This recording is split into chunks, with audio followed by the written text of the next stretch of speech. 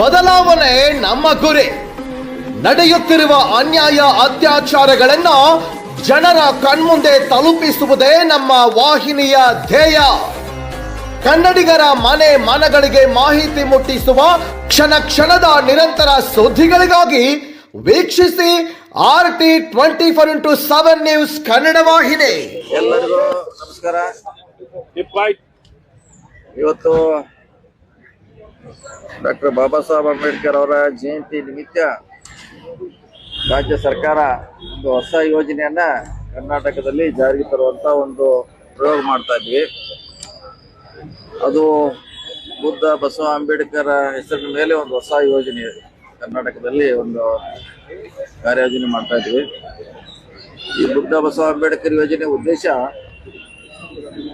SC ST ಗಳಿಗೆ site allot ಆಗಿದೆ ರಾಜ್ಯ ತುಂಬಾ. ಸುಮಾರು 20 ವರ್ಷಗಳಿಂದ ಇಲ್ಲಿವರೆಗೆ ಆಗ್ತಾನೆ ಇದೆ. ಅದು ಇಲ್ಲಿವರೆಗೆ ಡೆವಲಪ್ ಆಗಿಲ್ಲ. ಸೈಟ್ ಕೊಟ್ಟಿದ್ದಾರೆ, ಅಲ್ಲಿ ಯಾವುದೇ ಮೂಲಭೂತ ಸೌಕರ್ಯಗಳು ಅಲ್ಲಿ ಇಲ್ಲ ಆ ಕಾಲನಿಯಲ್ಲಿ. ಹೀಗಾಗಿ ಇದನ್ನೆಲ್ಲ ಗಮನದಲ್ಲಿಟ್ಕೊಂಡು ನಮ್ಮ ಇಲಾಖೆ PWD ಇಲಾಖೆಯಿಂದ ಪ್ರಥಮ ಬಾರಿಗೆ ರಾಜ್ಯದಲ್ಲಿ ಬಹುಶಃ ದೇಶದಲ್ಲೇ ಪ್ರಥಮ ಬಾರಿಗೆ ಅಂತ ಒಂದು ಪ್ರಯೋಗವನ್ನು ಮಾಡ್ತಾ ಇದ್ದೀವಿ. ಇದಕ್ಕೆ ಹಣಕಾಸಿನ ನೆರವನ್ನ ನಮ್ಮ SCP TSP ಯೋಜನೆಯಿಂದ ಸುಮಾರು 20 ಕೋಟಿಯನ್ನ ಪ್ರಾಯೋಗಿಕವಾಗಿ ಪೈಲಟ್ ಸ್ಕೀಮ್ ಮಾಡಲಿಕ್ಕೆ 20 ಕೋಟಿಯನ್ನ ನಮಗೆ SCP TSP ಇಂದ ಈ ನಮ್ಮ ಇಲಾಖೆಗೆ ಹಣ ಕೊಟ್ಟಿದ್ದಾರೆ.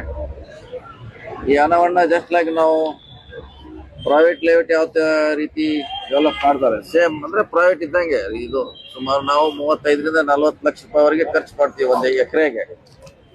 ಸೊ ರಸ್ತೆ, ಗಟಾರ ಬಂತು, ಮೂಲಭೂತ ಸೌಕರ್ಯ, ಡ್ರಿಂಕಿಂಗ್ ವಾಟರ್ ಪೈಪ್ಲೈನು, ಲೈಟು, ಅಂದ್ರೆ ಜಸ್ಟ್ ಯಾವ ರೀತಿ ಮಾಡ್ತಾರೆ ಅದೇ ರೀತಿ ಮೂಲಭೂತ ಸೌಕರ್ಯ, ವಾಟರ್ ಟ್ಯಾಂಕ್ ಮಾಡ್ತೀವಿ, ಗಾರ್ಡನ್ ಮಾಡ್ತೀವಿ. ಅವಶ್ಯವಿದ್ರೆ ಫ್ಯೂಚರ್ನಲ್ಲಿ ಅಲ್ಲಿ ಅಂಗನವಾಡಿ ಶಾಲೆಗಳನ್ನು ಕೂಡ ಕಟ್ತೀವಿ. ಸೊ ಅದಕ್ಕೆ ಪ್ರಾಯೋಗಿಕವಾಗಿ ಒಂದು ರಾಜ್ಯದಲ್ಲಿ 50 ಎಕರೆಯನ್ನ ಗುರ್ತ ಮಾಡಿದ್ವಿ, 50 acres.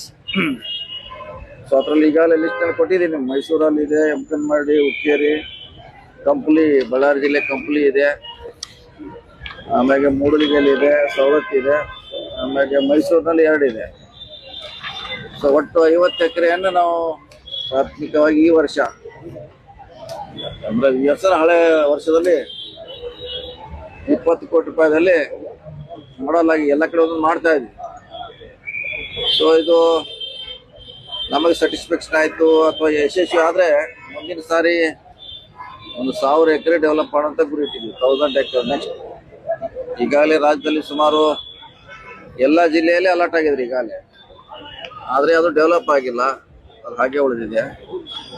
ಸೊ ಈಗ ಎಲ್ಲಿ ಸರ್ಕಾರಿ ಅಲರ್ಟ್ ಆಗಿದೆ ಅದನ್ನು ಮೊದಲನೇ ಹಂತದಲ್ಲಿ ಡೆವಲಪ್ ಮಾಡಿ ಕೊಡ್ತೀವಿ. ಮುಂದೆ ಜಾಗ ಇಲ್ಲ ಅಂದ್ರೆ ಜಾಗ ಪರ್ಚೇಸ್ ಮಾಡುವಂತ ಸ್ಕೀಮ್ ಅನ್ನು ಕೂಡ ಇದ್ರ ತಂದಿದ್ದೀವಿ. ಅಂದ್ರೆ ಖಾಸಗಿ ಅವರ ಭೂಮಿ ಪಡೆದು ನಾವೇ ಡೆವಲಪ್ಮೆಂಟ್ ಮಾಡಿ ಅದನ್ನ ಹಂಚುವಂತ 2ನೇ ಹಂತದಲ್ಲಿ ಸೆಕೆಂಡ್ ಫೇಸ್ ನಲ್ಲಿ ಮಾಡ್ತೀವಿ. ಈಗ ಸರ್ಕಾರ ಈಗಾಗಲೇ ಸುಮಾರು ಕೊಟ್ಟಿದೆ, ಅದನ್ನ ಡೆವಲಪ್ ಮಾಡ್ಲಿಕ್ಕೆ ನಮಗೂ ಸುಮಾರು ಟೈಮ್ ಬೇಕಾಗುತ್ತೆ. ಆ ಜಾಗೆ ಮುಗಿದ ಮೇಲೆ ನೆಕ್ಸ್ಟ್ ಪರ್ಚೇಸ್ ಮಾಡ್ಲಿಕ್ಕೆ ನಾವು ನೆಕ್ಸ್ಟ್ ಸ್ಟೆಪ್ ಹೋಗ್ತೀವಿ. ಗ್ರಾಮೀಣ ಪ್ರದೇಶದಲ್ಲಿ ಒಂದು ಮಾಡ್ತಾ ಇದೀವಿ, ಪಟ್ಟಣ ಪಂಚಾಯತಿ, ನಗರಸಭೆ, ಅಂದ್ರೆ 3ಕ್ಕೂ ರೇಟ್ ಬೇರೆ ಬೇರೆ ಇಟ್ಟಿದ್ವಿ ಪರ್ಚೇಸ್ ಮಾಡ್ಲಿಕ್ಕೆ. ಸೊ ಅದು 2ನೇ ಹಂತದಲ್ಲಿ. ಈಗ ನಮ್ಮ ಇರೋ ಜಮೀನನ್ನು ಮಾತ್ರ ನಾವು ಡೆವಲಪ್ ಮಾಡ್ತಾ ಇದ್ವಿ. ಈಗ ನಿಮ್ ಡೀಟೇಲ್ಸ್ ಕೂಡ ಕೊಟ್ಟಿದೀವಿ, ಎಲ್ಲೆಲ್ಲಿ ಡೆವಲಪ್ ಮಾಡ್ತಾ ಇದೀವಿ ಅಥವಾ ರೂಲ್ಸ್ ರೆಗ್ಯುಲೇಷನ್ ಏನಿದೆ ಅಂತ ಒಂದು ಆದೇಶವನ್ನು ಕೂಡ ನಿಮಗೆ ಕೊಟ್ಟಿದ್ದೇವೆ. ಸೊ ಇದು ರಾಜ್ಯದಲ್ಲೇ ಪ್ರಥಮ. ಈಗಾಗಲೇ ನಾವು ಸುಮಾರು SC ST ನಾವು ಸೈಟ್ ಕೊಟ್ಟರು ಕೂಡ ಅದನ್ನು ಯುಟಿಲೈಸ್ ಮಾಡಿಲ್ಲ.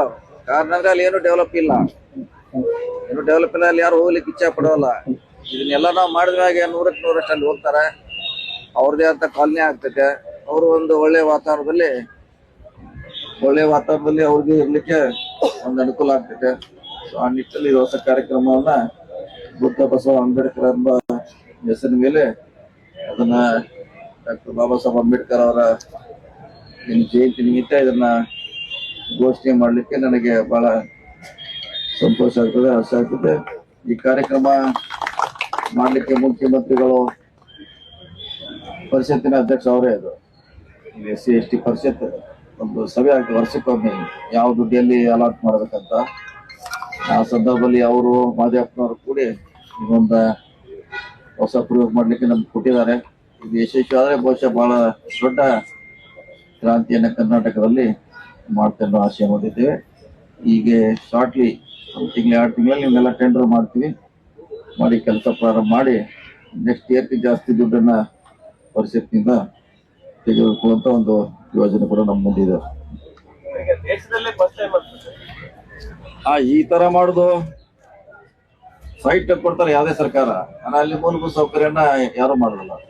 ಅದೇ ಮಾಡ್ಲಿಕ್ಕೆ ಯಾರು ಕಾರ್ಪೊರೇಷನ್ ಮಾಡ್ಬೇಕಾ, ಪಂಚಾಯತ್ ಅವ್ರು ಮಾಡ್ಬೇಕಾ, ಎಲ್ಲಾ ಕಡೆ ಬಹಳಷ್ಟು ಘರ್ಷಣೆ, ನೀವು ಮಾಡಿ ನಿಮ್ದಿದೆ ನೀವು ಮಾಡಿ ಅಂತ ಅದನ್ನೆಲ್ಲ ನೋಡೇನ ನಾವು ಸ್ಟಡಿ ಮಾಡಿ ನಾವೇ ಹೆಂಗಾರೆ SCPTSP ದುಡ್ಡು ಸಾಕಷ್ಟು ಇದೆ, ಅದನ್ನ ನಮ್ಮ ಇಲಾಖೆ ಮೂಲಕ ಇದನ್ನ ಕಾರ್ಯಯೋಜನೆಯನ್ನ ನಾವು ಮಾಡ್ತಾ ಇದ್ದೀವಿ. ಸರ್, ಈಗ ವಸತಿ ಇಲಾಖೆ ಇದೆ, ಆಲ್ರೆಡಿ ಏನಂತಂದ್ರೆ ವಸತಿ ನೀಡುವಂತ ಒಂದು ಇಲಾಖೆ ಇದೆ. ಆದ್ರೆ ನಿಮ್ಮ PWD ಇಂದನೇ ಇಂಥದ್ದೊಂದು ಯೋಜನೆಯನ್ನ ಕೈಗೆತ್ತಿಕೊಳ್ಬೇಕಂತ ಹೇಳಿ ಯಾಕೆ ಅನಿಸ್ಕೊಳ್ತಾರೆ? ಯಾಕಂತಂದ್ರೆ ಅಲ್ಲಿರುವಂತ ಎಲ್ಲ ಕಾನೂನುಗಳು ಇಲ್ಲಿದ್ದಾರೆ. ಭೂಮಿ ಅಕ್ವಿಷನ್ ಮಾಡುವಂತ ಈಗೆಲ್ಲ ಮಾಡ್ತೀವಿ, ರಸ್ತೆಗೆ ಅಕ್ವಿಷನ್ ಮಾಡ್ತೀವಿ DC ಮುಖಾಂತರ. ಸೊ ನಾವು ಕೂಡ ಬಿಲ್ಡಿಂಗ್ ಕಟ್ತೀವಿ, ರಸ್ತೆ ಮಾಡ್ತೀವಿ. ಸೊ ಎಲ್ಲ ಆಲ್ರೆಡಿ ನಮ್ಗೆ ಇಂಜಿನಿಯರ್ಗೆಲ್ಲ ಇವು ಗೊತ್ತಿರುವಂತ ವಿಚಾರ. ಸೊ ಅದೆಲ್ಲ ಈಗ ಅವರು ಯಾರು ಈಗ ಹಂಚಿಕೆ ಮಾಡಿದ್ದಾರೆ, ಈಗ ಅದರ ಪೂರ್ಣ ಪ್ರಮಾಣದಲ್ಲಿ ಅಲ್ಲಿ ಡೆವಲಪ್ ಮಾಡೋದು, ಅವರು ಸೈಟ್ ಮಾತ್ರ ಕೊಡ್ತಾರೆ ಅವರು ನಿಮಗೆ. ಅದರಲ್ಲಿ ಯಾವ ರೀತಿಯಿಂದ ಸೌಕರ್ಯ ಇಲ್ಲದ್ರಿಂದ 20 ವರ್ಷವರೆಗೆ ಇಲ್ಲಿವರೆಗೆ ಬಹಳಷ್ಟು ಆಗಿಲ್ಲ, 20 years ಆಯ್ತು. ಕಾರಣ ಅಂದ್ರೆ ಅಲ್ಲಿ ಮೂಲಭೂತ ಸೌಕರ್ಯ ಇಲ್ಲ. ಅದನ್ನೇ ಗಮನಿಸಿ ನಾವು SCPTSP ಪಡೆದು ನಮ್ಮ ಇಲಾಖೆ ಮುಖಾಂತರ ಮಾಡಿ ಮತ್ತೆ ಅವ್ರಿಗೆ ಹ್ಯಾಂಡ್ ಓವರ್ ಮಾಡ್ತೀವಿ. ಯಾವ ಸಂಬಂಧಪಟ್ಟ ಅವ್ರಿಗೆ ಇರ್ತದೆ, ನಾವು ಜಸ್ಟ್ ಡೆವಲಪ್ ಮಾಡೋದು ಏಜೆನ್ಸಿ ಅಷ್ಟೇ ಗುರುತಿಸ್ತೀವಿ, ಅದು ಡೆವಲಪ್ ಮಾಡ್ತೀವಿ. ಎಲ್ಲ CUಗಳಿಗೆ ಪತ್ರ ಬರಿತಾ ಇದೀವಿ, ನಿಮ್ಮಲ್ಲಿ ಯಾವ ಆಲ್ರೆಡಿ ಅಲಾಟ್ ಆಗಿದ್ರೆ ಕುಡಿ ಅಂತ. ಈಗ ನಮ್ಮ ಬೆಳಗಾವಿಯಿಂದ 3-4 ಅಲಾಟ್ ಆಗಿದ್ದು ಇದೆ, ಅದನ್ನ ಡೆವಲಪ್ ಮಾಡ್ಲಿಕ್ಕೆ ನಾವು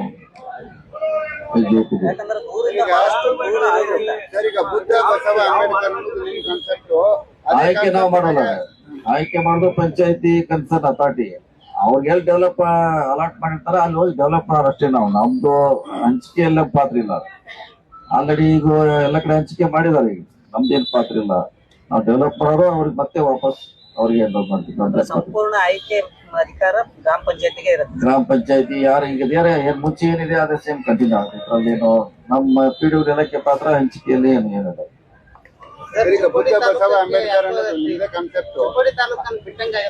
ಈಗ 50 ಎಕರೆ ಮಾತ್ರ ಮಾಡ್ತಾ ಇದೀವಿ, ನೆಕ್ಸ್ಟ್ 1000 ಎಕರೆ ಪ್ಲಾನ್ ಇದೆ. ಈ ಸಾರಿ ಬರೀ ಟ್ರಯಲ್ ಇದು, ಟ್ರಯಲ್ ಅಂಡ್ ಎರರ್ ಮಾಡ್ತಾ ಇದೀವಿ. ಅದು ಇಂಪ್ಯಾಕ್ಟ್ ಹೆಂಗ್ ಆಗ್ತೈತೆ, ಜನ ಹೆಂಗ್ ಆಕರ್ಷಣೆ ಮಾಡ್ತಾರ, ಪಬ್ಲಿಕ್ ಇಂದ ಹೆಂಗ್ ರಿಯಾಕ್ಷನ್ ಬರ್ತದೆ, ಶಾಸಕರು ಏನ್ ಅದಕ್ಕೆ